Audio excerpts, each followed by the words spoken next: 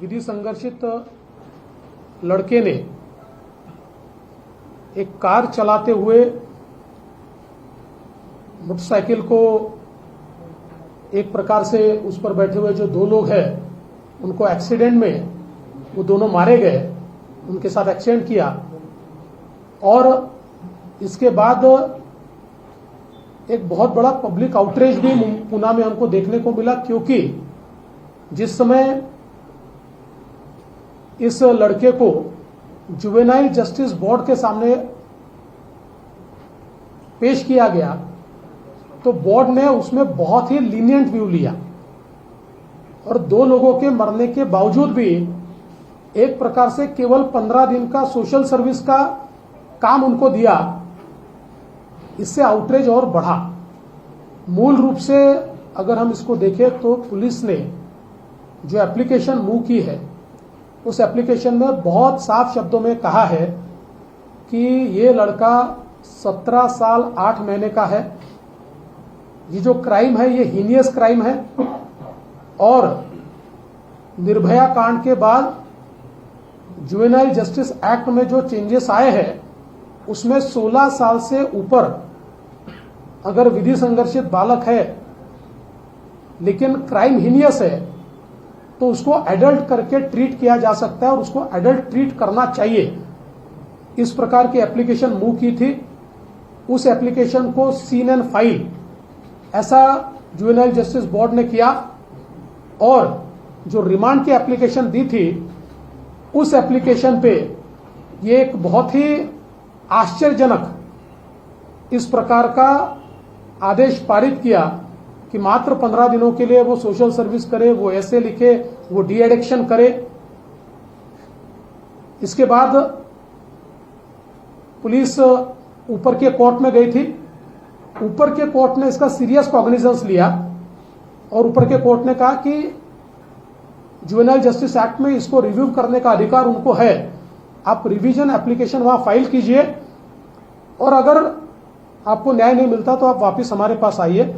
उस प्रकार से रिवीजन एप्लीकेशन पुलिस ने फाइल की है, उस पर सुनवाई चल रही है। शायद आज या कल में उस पर सुनवाई पूरी होगी, लेकिन वहां पर अगर न्याय नहीं मिला तो पुलिस जितना ऊपर जाना पड़े पर इस मामले में निश्चित रूप से जब तक न्याय नहीं मिलता तब तक पुलिस कोर्ट के सारे दरवाजे या सारे रास्ते टटोलते रहेगी। साथ में पुलिस ने इस मामले में जो जिन्होंने लिकर सर्व की है, जो रेस्टोरेंट के लोग हैं, मालिक है, उन लोगों के ऊपर भी कार्रवाई की है। पहली बार इस प्रकार की कार्रवाई हुई है। उनको 4 दिन का पीसीआर मिला है और ये जो बालक है इसके जो पिताजी है उनके ऊपर भी एफआईआर की गई है, क्योंकि अपना बेटा ड्राइविंग एज से कम होता है ये पता होते हुए भी उन्होंने उसको गाड़ी दी है, इसलिए उनके ऊपर भी कार्रवाई यहां पर की गई है। इसके साथ साथ लॉन्ग टर्म में ऐसी चीजें न हो इस दृष्टि से रेसिडेंशियल एरियाज में जो पब्स है इसको रेगुलेट करना, इसको रिकंसिडर करना, इस बारे में भी कोई पॉलिसी तैयार करने का विचार चल रहा है।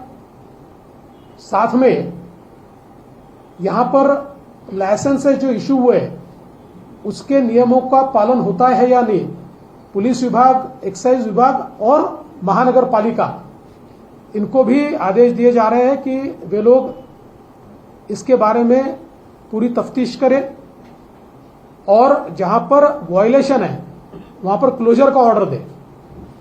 साथ साथ ये जो सारे इलाके हैं इनमें बड़े पैमाने पर नाकाबंदी करते हुए और ड्रंकन ड्राइविंग की टेस्ट लेकर और उनको रोकने के लिए एक व्यवस्था बनाने का भी प्रयास ये पुलिस की ओर से किया जाएगा। साथ ही में ये जरूरी है कि जो लोग बार में जाते हैं या इस प्रकार के पब में जाते हैं उनके पास लीगल एज है या नहीं, इसका कोई ना कोई डॉक्यूमेंट ये चेक किया जाना चाहिए, ये होता नहीं है। इसको चेक करने के आदेश भी दिए जा रहे हैं और उनको ये कहा जाएगा कि बाहर सीसीटीवी लगाकर उसको चेक किया जाएगा, ताकि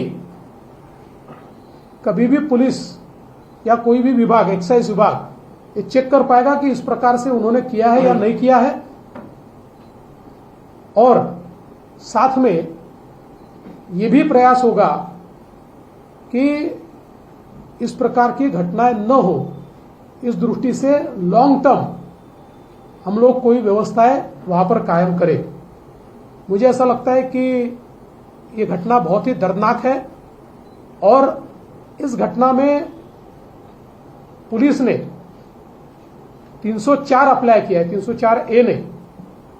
ये हीनियस क्राइम के रूप में पुलिस इसको ट्रीट कर रही है और in the first application itself, यानी कोई आफ्टर थॉट है इस प्रकार से नहीं, in their first application police ने 304 ही इसमें लगाया हुआ है। जब जुवेनाइल जस्टिस बोर्ड के ऑर्डर को मैं देखता हूं तो मुझे आश्चर्य होता है कि इतने गंभीर मामले में इस प्रकार की ऑर्डर कैसे दी गई, इसलिए उसको हम लोग कंटेस्ट करेंगे। सर, या सगळ्या घटनेनंतर आरोप प्रत्यारोप होते आणि पुणे पोलिसांवरती राजकीय दबाव होता आणि त्यामुळे या सगळ्या घटनेनंतर पोलिसांवरती कारवाईची मागणी सुद्धा याला जोडूनच स्पष्ट आहे की त्या दिवशी रात्री तिथे एक महायुतीशी संबंधित आमदार रात्रभर होता, संबंधित व्यक्तीने सोशल मीडियावर पोस्ट टाकली। पहिली गोष्ट अशी आहे, कोण होता कोण नाही होता यापेक्षा पोलिसांनी काय केलंय। पोलिसांनी FIR किती वाजता केला त्याचा टायमिंग आहे। FIR मध्ये पोलिसांनी 304 लावलेला आहे। 304A लावला असता तर त्यांना सुटण्याचे सगळे चान्सेस होते। मग 304 काही नंतर लावलेला नाही, in the first FIR itself. आणि पहिली ऍप्लिकेशन जी पोलिसांनी मूव्ह केली आहे ती ऍप्लिकेशन माझ्याकडे या ठिकाणी आपण पाहू शकता। या ऍप्लिकेशनमध्ये स्पष्टपणे पोलिसांनी या ठिकाणी लिहिलंय की ट्रीट हिम ॲज ॲडल्ट, की यांचं वय याचं 17 वर्ष 8 महिने आहे। 304 हा हिनियस क्राइम आहे, त्यामुळे जे काही अमेंडमेंट झालेले आहेत त्या अमेंडमेंटच्या डेफिनेशनमध्ये याला ॲडल्ट ट्रीट करता येतं आणि म्हणून ट्रीट करून तुम्ही यांची कस्टडी द्या। त्यामुळे या कुठल्याही गोष्टी आफ्टर थॉट नाही आहे।